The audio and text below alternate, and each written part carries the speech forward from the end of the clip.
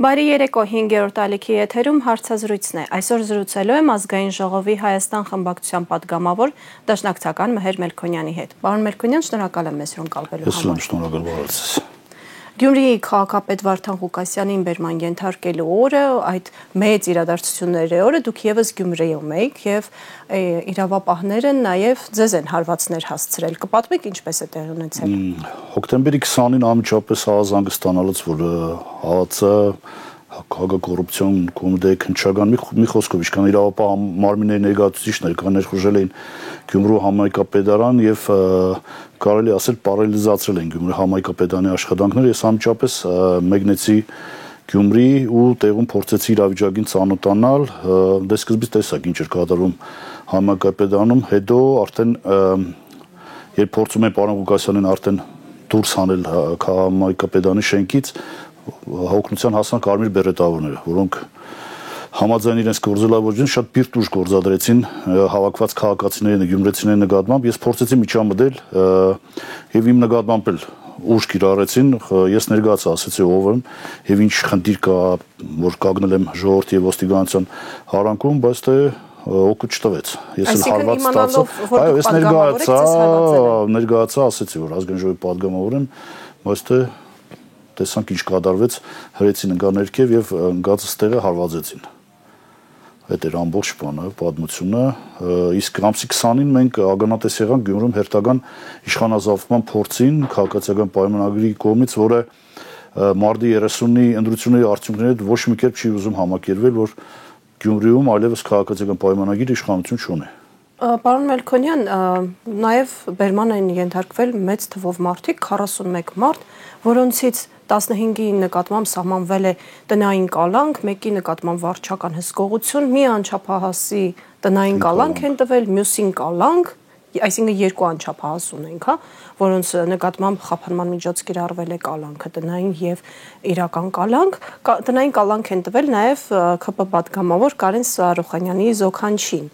Այո, 41 հոգի են անցնում այս գործով,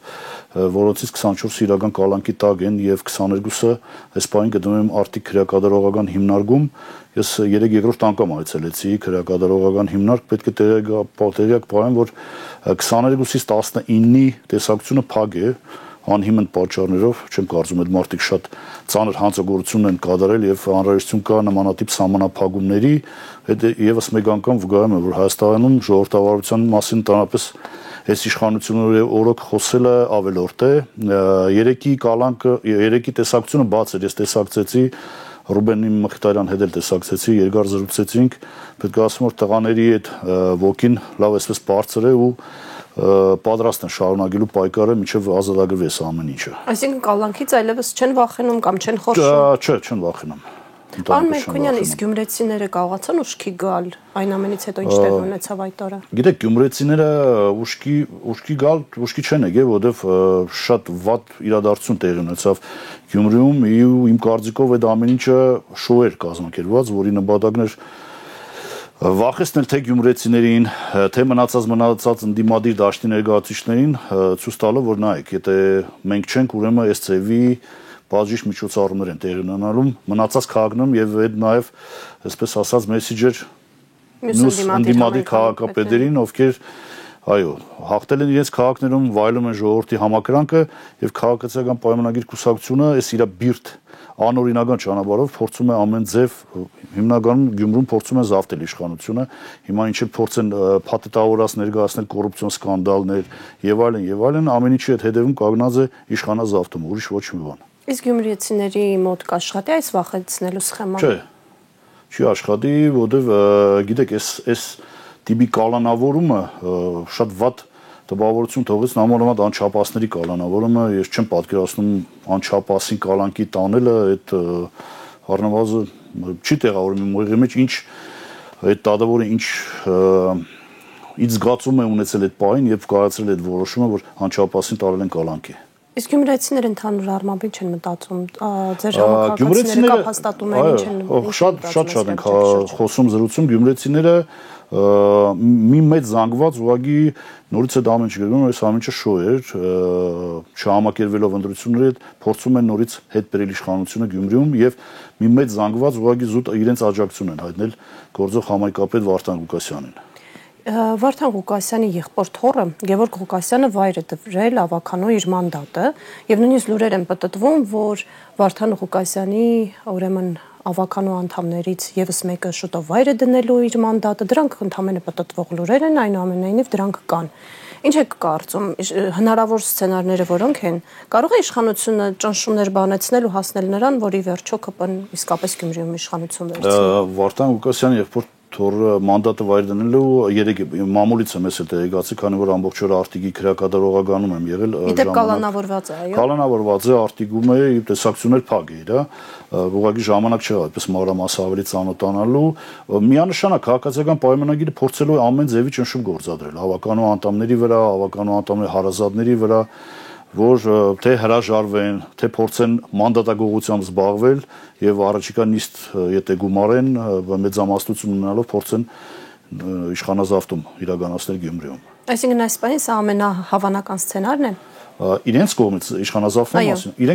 Իրենք մարտի 30-ից, երբ պարզ դառավ, որ Գյումրիում քաղաքացիական պայմանագիր իշխանություն չի ունենալու, իրենք այդ օրվանից զբաղված են այդ գործով, ամեն անգամ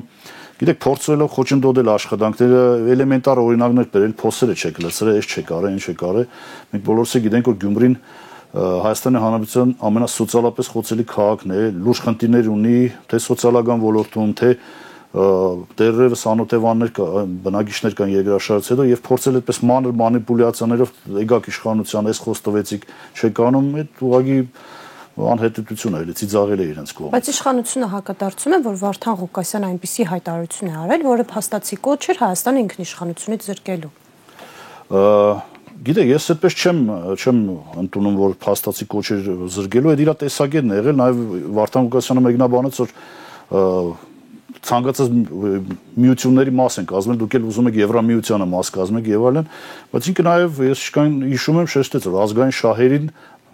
դեմ չպետք է լինի ցանկացած միութենական պետության կամ միութենական որևէ միության մաս կազմելը։ Ինչու է իշխանության անկեղծության վրա կասկածում։ Միգուցե իսկապես անհանգստացած են, որ Հայաստանը ինքնիշխանությունը կկորցնի։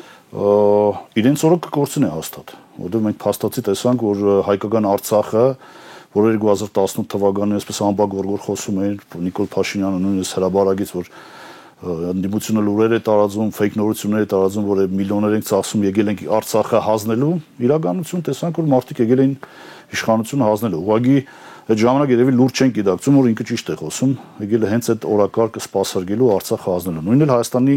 գլխին է դա ամեն ինչը, եթե շարունակվի, հաստատ Հայաստանից էլ են մի բան հանձնելու զուտ իրենց իշխանությունը պահելու համար։ Ես մի առիթով ասել եմ, որ իրենց համար Երևանը եւ մինչեւ օտանավակայան ճանապարհ ունենալը հերիք է, ուրիշ բան պետք չէ իրենց Հայաստանից։ Պարոն Մելքոնյան, Վարդան Ղուկասյանից հետո դատարանը 6 տարի եւ ավել դատապարտեց Մասիսի ընտրված համայնքապետ Դավիթ Համբարձումյանին, հաջորդը ով է լինելու ձեզ։ Ցանկացած հայ, ումից զգացի, որ վտանգ կա։ Ցանկացած հայ Հայաստանի Հանրապետությունում, նաեւ Սփյուռքի մեր քույրերից եւ եղբայրներից, ովքեր որ խոսելու են ազգային շահը առաջ են տանելու եւ թիրախավորել են քաղաքացիական պայմանագրին որպես ապազգային ուժ, ցանկացած մարդ Հայաստանի Հանրապետություն թիրախ կարող է դառնալ։ Եթե անչափահասին կալանքի տարան, պատկերացրեք համայնքապետ եւ մնացած քաղաքական գործիչների նկատմամբ ինչեր կանեն։ Իսկ ենթադրություն ունեք, կարող եք ենթադրել, թե որն է լինելու հաջորդը։ Հաշվի առնելով քննարկումները եւ ԿՊ-ի ակտիվ գործունեությունը։ Գիտեք, բան է, Հայաստանի մի մարդուց է կախված, նայած քնից ոնց կարտնանա։ Կարող է վատ երաստերեսնի արտնանա որոշի որ ասենք չգիտեմ, Հաբևանում կամ մի ուրիշ քաղաքում, որտեղ քաղաքացիական պայմանագիրը իշխանություն չունի, որոշի որ այդ օրը գրով են այդ քաղաքը եւ փորձեն այսպես ասած ազատագրել քաղաքը։ Մամուլը գրում է, որ իշխանությունը շուտով հրապարակ է նետելու նոր ինտիմ բնույթի կոմպրոմատներ ընդդիմության գործիչների դեմ։ Ամեն լկտի քայլի էլ գնալու են, ես այդ կոմպրոմատներին չեմ հավատալու, որովհետեւ 21-րդ դարում որ ամեն ինչ հնարավոր է սարքել, կսարքեն մի քանի օկու էլ կսարքեն այդպիսի սկանդալային տեսանյութեր կնետեն դաշտ, փորձելով վարկաբեկել, բայց Ընդհանրապես ասեմ այդ նյութերն էլ որ նոր թե Վարդան Ղուկասյանի ձայնագրությունը, թե Դարշակ Սրբազանի այդ տեսանյութը, որը նետեցին, փորձեցին այսպես վարկաբեկել մարդկանց, արդյունքին չհասան իրանց, որովհետև մարդիկ իրականը գիտեն ինչ է կատարվում։ Իսկ ընդդիմությունը նմանատիպ իրական կոմպրոմատների տիրապետում է։ Ես չեմ տիրապետում։ Չեմ կարծում այդ ընդդիմության գործելավոճը չէ ու ես իմ կողմից էլ ես դատապարտում եմ ցանկացած նման քայլ, որը արդեն մուտք է գործում մարդու անձնական կյանքը։ Ինչպիսին ուզել լինի այդ մարդու անձնական կյանքը, թեկուզ իշխանություն, թեկուզ ընդդիմություն չի կարելի այդ։ Այսինքն իշխանության սահմանած նշաձողին հավասար չեք պայքարել։ Մենք իրանց մագարտագին չենք։ Պարոն Մելքոնյան, Նիկոլ Փաշինյանը հայտարարեց, որ պարտադիր զինվորական ժամկետային ծառայությունը կրճատվում է 2 տարվա փոխարեն 1.5 տարով, որը բնականաբար շատ մեծ ցնծությամբ կընդունվի այն բոլոր ծնողների կողմից, ովքեր շուտով իրենց տղաներին բանակ են ճանապարհելու։ Սակայն ավելի վաղ խոսում էր այն մասին, որ այս օրենքը ուժի մեջ է մտնելու հուլիսին։ Ինչով է պայմանավորված այս շտապողականությունը։ Ընտրություններով, ոչ մի բանով, գալիք ընտրություններ են, չգիտենք, ընտրությունները հերթական է լինելու հունիսին, թե կարող է պատահի արդահերթ ընտրություններ։ Չեք բացառում։ Իսկ ընդդիմությունը պատրաստ է արտահերթ Ընդդիմությունը ամեն ինչ պատրաստ է։ Ընդդիմությունը այս կարելի ասել 20 թվականի այդ պատերազմից հետո պատրաստ թիվ 1 վիճակի մեջ է, ցանկացած սցենարի պատրաստ է, լինի ընտրություն, լինի փողոցային պայքար եւ այլն եւ այլն։ Մենք պատրաստ ենք ամեն ինչ։ Պարոն Մելքոնյան, Հովհաննավանքում Կիրակի օրը տեղի ունեցած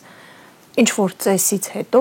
որոշ փորձագետներ մեղադրեցին ընդդիմությանը, որ Հովհաննավանքում տեղի ունեցածը հստակ ցուցիչ էր, որ Նիկոլ Փաշինյանը իշխանություն չունի եւ դա կարող էր օգտագործվել ընդդիմության կողմից։ Համամիտ եք։ Ինչ ծավալ է օգտագործվել ընդդիմության կողմից։ Այդ իրանք գնացին այդ օրը ցույց տվեց, որ դիրաբանն է, հերթական սցենարն է, եկեղեցին փորձելու է պարակտել, այդ կարող է առանձին կատողիկություն էլ որոշ է ստեղծել, առանձին թեմեր ստեղծել, այդ սցենարի մի մասն էր, որը գնաց Հովհաննավանք, փորձեցին մեծ թափ տալ, մեծ այսպես շոու կազմակերպել, բայց տեսանք էլ այդքան ռեսուրսն էլ կիրառելով համայնքապետեր, պատգամավորներ, մարզպետներ, այն արդյունքը չունեցան ինչ որ պետք էր։ Ու վստահ եմ չեն ունենալու, իրանցպես հազարներն էլ կան, հայրաքելական եկեղեցին միշտ կանգուն եղել ու մնալու է։ Դա միայն եկեղեցու դեմ պայքարի աջակցություն չունենալու մասին էր, թե Նիկոլ Փաշինյան քաղաքական գործիչի կամ ՔՊ-ի քաղաքական աջակցություն չունենալու։ Դե առաջին հերթին հայրաքելական եկեղեցին է, եւ երկրորդն էլ արդեն Նիկոլ Փաշինյանը 2018, Նիկոլ Փաշինյանը 2025 նույն մարդը չէ։ Բնականաբար 2018 թվականին այդ հազարավոր մարդիկ, ովքեր որ դուրս եկան փողոց, լավի ակնկալիքով, ու այսօր տեսնում են, որ լավացել է միայն նեղ քպական շրջանակների կյանքը, ուրիշ ոչ մի սովորական քաղաքացու Հայաստանի Հանրապետության ոչ մի բաներ չի փոխվել, այդպես էլ մնացել է։ Հասարակ քաղաքացիների մոտ հարց է առաջանում։ Հովհաննավանքում, ինչպես մամուլն էր գրում, Նիկոլ Փաշինյանը ամբողջ ներուժը կենտրոնացրել էր, որպեսզի կարողանար այդ 10,000 մարդուն հավաքել, այնինչ գրեթե 1000 էլ չի ձգում, այո, այդ թիվը դատելով դրոնից արված նկարով։ Ինչպես է ստացվում, որ հանրային աջակցություն չվայելող Նիկոլ Փաշինյանը շարունակում է մնալ իշխանության, շարունակում է կայացնել այնպիսի որոշումներ, որոնք Հայաստանի Հանրապետության գոյությունը հարցականի տակ են դնում, եւ չի ստացվում ազատվել Նիկոլ Փաշինյանից։ Վստահ եմ ստացվել է ազատել անպայման այս տարի եւ մյուս տարի անպայման ստացվել է ազատվել ենք Նիկոլ Փաշինյանից։ Թե ընտրություններով լինի, թե ուրիշ ճանապարհով, բայց անպայման ազատվել ենք Նիկոլ Փաշինյանից, որովհետեւ այս իշքան երկար շարունակի մնալ ուղղակի ազգային աղետ է լինելու մեր համար։ Եվ վստահ եմ, որ ժողովուրդը գիտակցելու է, որ ժամ առաջ իշքան շուտ։ Հիմա թե այդ ընտրությունները լինելու, մտնելով քվեախուց, դեմ քվեարկելով Նիկոլ Փաշինյանին, փրկելու է Հայաստանի Հանրապետությունը։ Իսկ ինչպես է համոզելու մարդկանց, որ գնան ընտրության։ Շատերը դժգոհ են Նիկոլ Փաշինյանի իշխանությունից, բայց պարզապես չեն գնում։ Անմիջական շփումներով Հայաստանի Հանրապետության քաղաքացիների հետ, չգիտեմ, երևի եթե հետևել եք ակտիվ շփումների, այցելում ենք գյուղեր, շփվում ենք, բացատրում ենք իրական իրավիճակը Հայաստանի Հանրապետությունում։ Իսկ ում հետ եք հանդիպում ձեր համակիրների թե։ Չէ, տարբեր շրջանակների հետ։ Համակիրների հետ այդպես ամենօրյա շփման կարիք չունենք, որովհետև այն մարդիկ արդեն մեր համակիրներն են եւ իրական վիճակին տիրապետում են Հայաստանի Հանրապետություն։ Մարդկանց հետ ովքեր որ անտարբեր են, մարդկանց հետ ովքեր որ թեգուզ Նիկոլ Փաշինյանի ընդրազանգվածներ դեռ էս պահին, Բացատրում ենք մեկին սոցիալական իր խնդիրներն են հետաքրքրում, մյուսին անվտանգային են, մյուսին ֆինանսականը, տնտեսականը։ Փորձում ենք բացատրել իրական պատկերը, ինչ է այսօր Հայաստանի Հանրապետությունում տիրում։ Ընտրություններին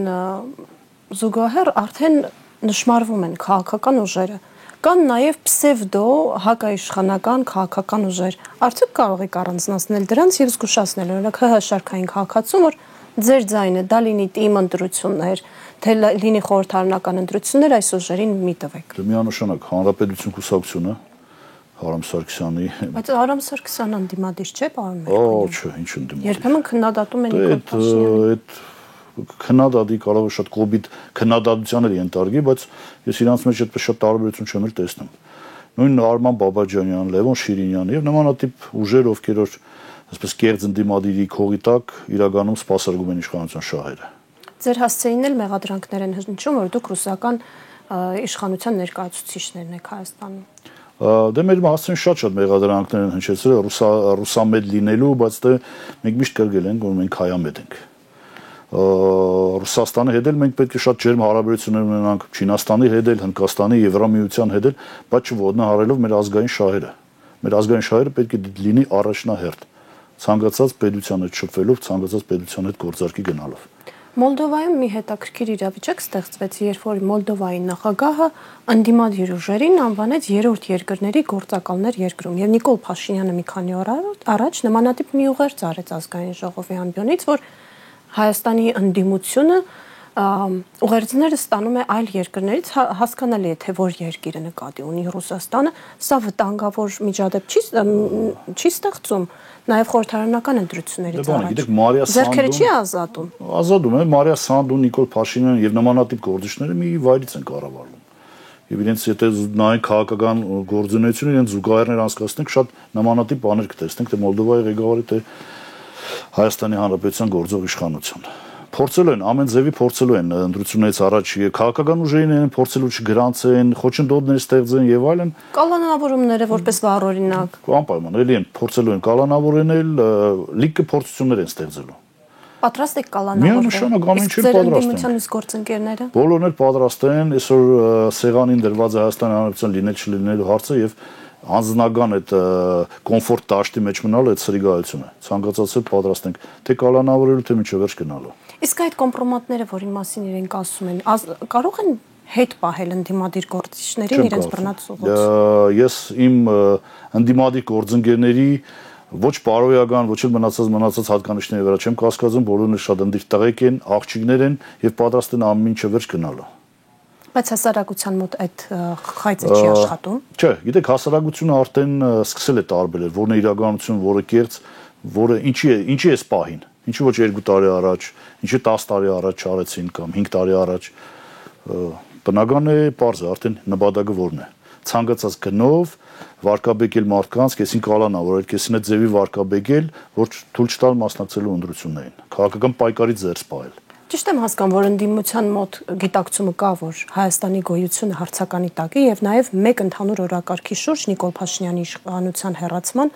որոշակի գաղափարական միավորում է սկսում ձևավորվել։ Այսօր թիվ 1 հարցը Հայաստանի գոյության խնդիրն է, ու այս պահին, գիտեք, ամեն մարդ իր վրա վերմագը քաշել, այդպեսի բան չկա, ու չի էլ կարող լինել։ Այսինքն չկան սեփական ամբիցիաներ ավելի վերդասող ընդդիմադիր ուժեր։ Սեփական ամբիցիաներ կարող է ունենան որոշները, բայց այս պահին այդ սեփական ամբիցիաները առաջ չեն գալու, որովհետև նպատակը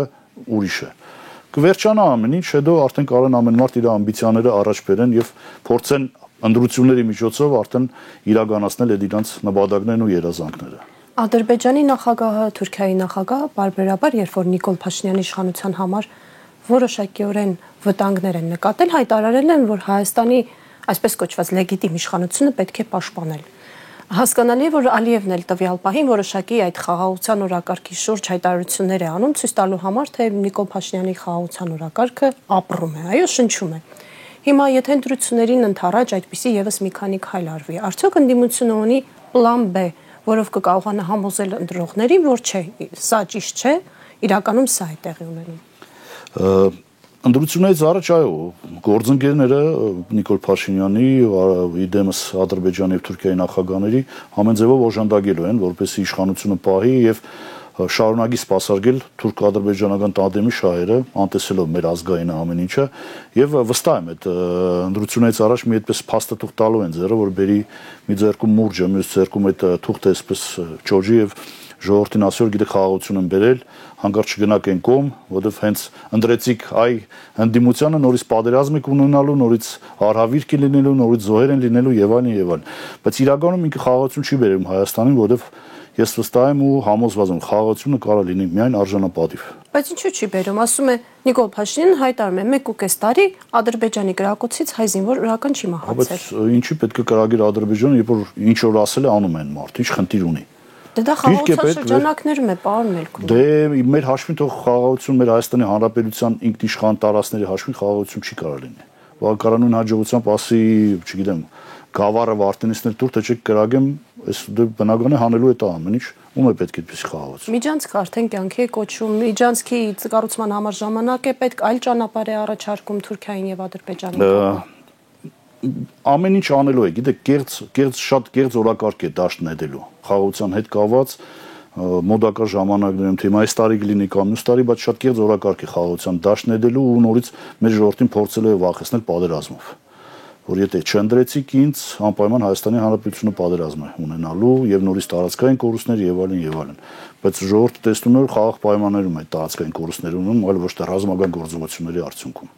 Մեր զրույցի վերջում այսպիսի մի հարց. Նիկոլ Փաշինյանի իշխանություն ձեռք բերելու գործընթացը սկսվեց Գյումրիից։ Այդպիսի հնարավոր իրավիճակ կարող է ստեղծվել, որ իշխանության վերջը նորից Գյումրիից սկսվի։ Գիտեք, ամսի 20-ին այդպիսի տրամադրվածություն կար ժողովրդի մեջ, որ այսպես կանգնած մի քանի հոգի էլ վանգարկում էին Գյումրիից է սկսել, Գյումրիից էլ վերջացնելու է։ Ամեն ինչ էլ հնարավոր է։ Ամեն ինչ էլ հնարավոր չեմ բացառում, որովհետև իրոք դանակը արդեն հասել է ժողովրդի ոսկորին ասել։ Ու այսքան էս 7 տարի խապելով ամեն ինչին էլ ինչ որ ունի սկիզբ են էլ ունի վերջ։ Սրանք էլ սկիզբ ունեին արդեն վերջն է։ Պարոն Մելքոնյան, շնորհակալ եմ հետաքրքիր համար։ Հիշեցնեմ այսօրվա իմ զրուցակիցն էր Ազգային ժողովի Հայաստան խմբակցության պատգամավոր դաշնակցական Մհեր Մելքոնյանը։ Մեր հաջորդ թողարկումը դիտեք վաղը, հաջողություն։